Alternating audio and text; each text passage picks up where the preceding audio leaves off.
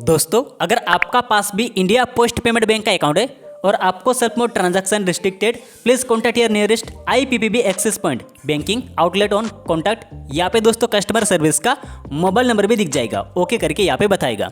और अभी ये जो प्रॉब्लम आखिर दोस्तों क्यों आता है और इसका एग्जैक्टली प्रॉब्लम का सोल्यूशन क्या है, इस वीडियो के अंदर मैं आपको डिटेल्स में एक्सप्लेन करूंगा।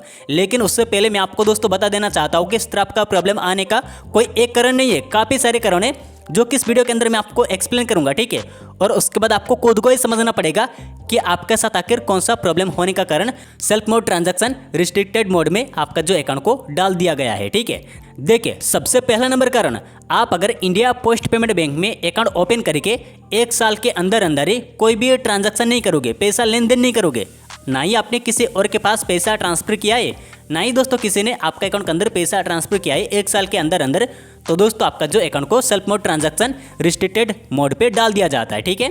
और उसके साथ ही सेकंड नंबर कारण, आप अगर कोई भी गेमिंग ऐप से इंडिया पोस्ट पेमेंट बैंक का अकाउंट से पैसा डिपॉजिट करोगे या दोस्तों विड्रॉ करोगे, कोई भी थर्ड पार्टी वेबसाइट से पैसा डिपॉजिट करोगे या दोस्तों विड्रॉ करोगे इंडिया पोस्ट पेमेंट बैंक का अकाउंट से, तो फिर भी आपका जो अकाउंट को self mode transaction restricted mode पे डाल दिया जाता है, जिसके बाद आपका अकाउंट के अंदर पैसा होते हुए भी आप किसी और के पास ट्रांसफर नहीं कर पाओगे, ठीक है।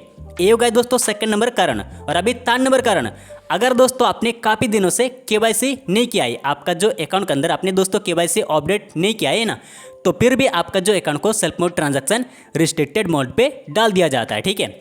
और उसके साथ ही फोर्थ नंबर प्रॉब्लम, आप अगर अभी अभी नया अकाउंट ओपन करके रखा है, यानी कि अकाउंट ओपन करके 24 से 48 घंटा हुआ ही नहीं, ठीक है, यानी कि इसी के अंदर अंदर आपने दोस्तों 1 या 2 दिन के अंदर अंदर आपने अकाउंट ओपन किया है, और आप अगर हद से ज़्यादा ट्रांजैक्शन करने के लिए कोशिश करोगे, जो कि नॉर्मल अकाउंट के अंदर जितना भी दोस्तों एक दिन में लिमिट होता है ना, उतना ही दोस्तों आप अगर पैसा ट्रांसफर करने के लिए भी कोशिश करोगे, तो फिर भी आपका जो अकाउंट को self mode transaction restricted mode पे डाल दिया जाता है। तो आपको क्या काम करना पड़ेगा, 48 घंटे के अंदर अंदर ही आपको मिनिमम आपको पैसा ट्रांसफर करना पड़ेगा, जैसा कि 10,000, 15,000, 20,000 इतना ही आपको ट्रांसफर करना पड़ेगा। आप अगर बहुत ज़्यादा ट्रांजैक्शन करने के लिए कोशिश करोगे ना, तो आपका जो अकाउंट को self mode transaction restricted mode पे डाल दिया जाता है, ठीक है।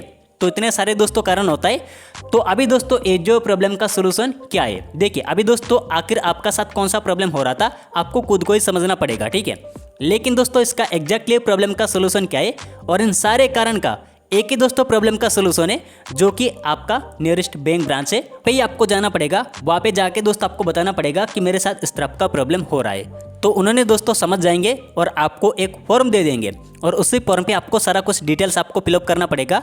और उसके साथ ही आपको दोस्तों कुछ डॉक्यूमेंट का भी जरूरत पड़ेगा, ठीक है, जो कि लेकर जाना है।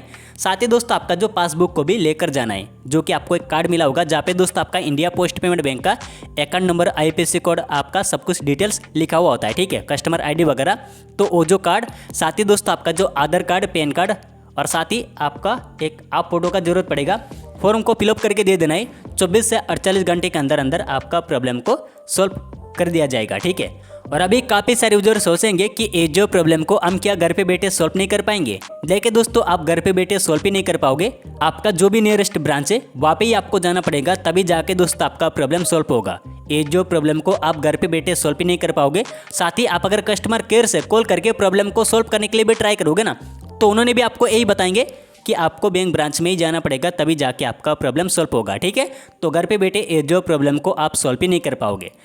तो अभी दोस्तों इस वीडियो के अंदर मैं आपको फुल डिटेल्स के साथ एक्सप्लेन कर दिया कि आखिर इस तरह का प्रॉब्लम क्यों आता है और इसका एग्जैक्टली प्रॉब्लम का सोल्यूशन क्या है।